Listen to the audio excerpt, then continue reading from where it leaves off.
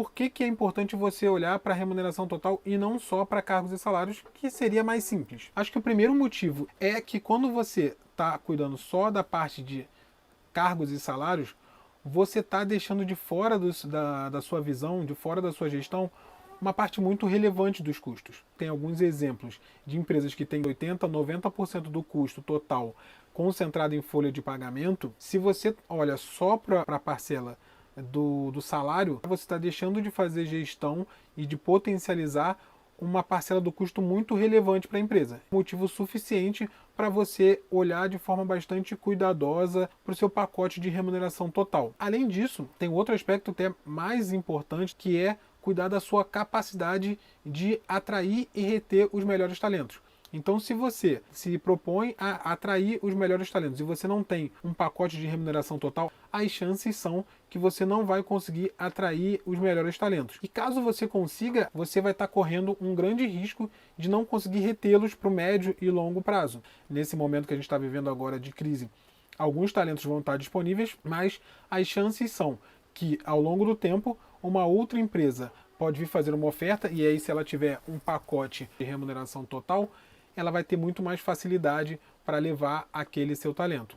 Você está expondo o seu negócio a um risco muito alto. Porque no final do dia, eu pelo menos acredito que são as pessoas a principal alavanca competitiva de qualquer negócio. Quando você tem um pacote de remuneração total, você também vai ter ferramentas mais efetivas para incentivo de performance. Ou seja, você ter a capacidade de atrair pessoas talentosas para o seu time é uma ferramenta de gestão de performance muito importante. Por quê?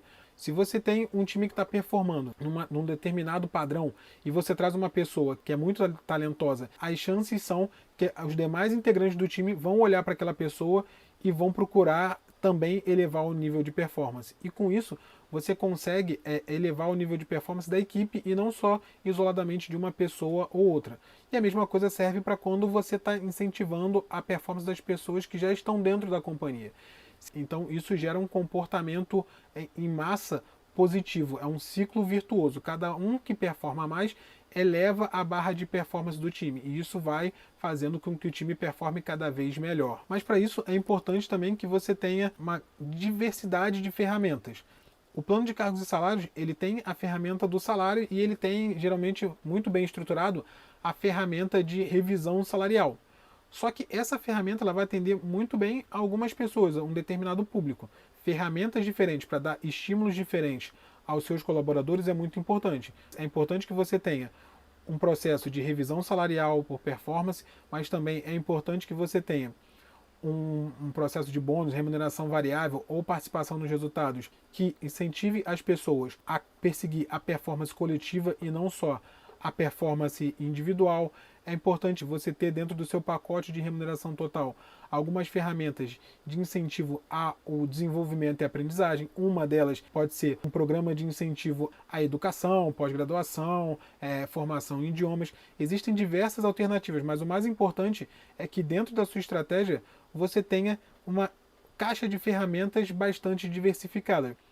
E eu acredito que as pessoas elas se incentivam, elas são muito mais incentivadas pelas expectativas de ganho do que pelos ganhos que já foram realizados. O que eu quero dizer com isso? O aumento de salário ele gera uma mobilização, ele gera um incentivo para as pessoas, para os colaboradores, enquanto ele está brigando por aquele aumento salarial. E isso vale para aumento salarial ou para bônus, qualquer coisa do tipo. Depois que ele ganha aquilo, isso perde a capacidade de incentivar o colaborador ou o empregado. Qual é a possibilidade que esse salário incentive as pessoas ao longo do tempo? Porque conforme ela vai constituindo um salário mais alto, ela pode ter medo de perder aquele salário. Ela entende que ela tem um salário altamente competitivo e ela tem medo de perder aquele salário.